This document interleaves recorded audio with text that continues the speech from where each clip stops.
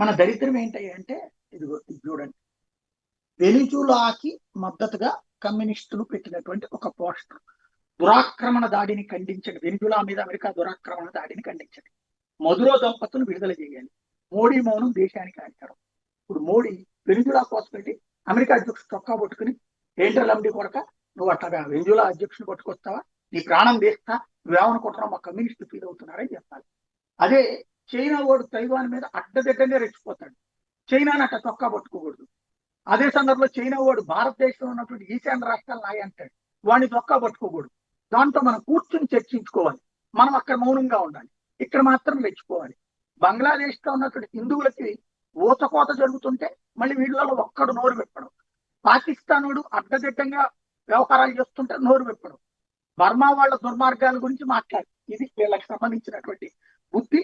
మనం ఎంతసేపటికి మన దేశానికి ప్రయోజనాలు కాకుండా ఎవడో అదేదో ఇంటర్నేషనల్ మెన్ అనిపించుకోవాలనుకుంటారు.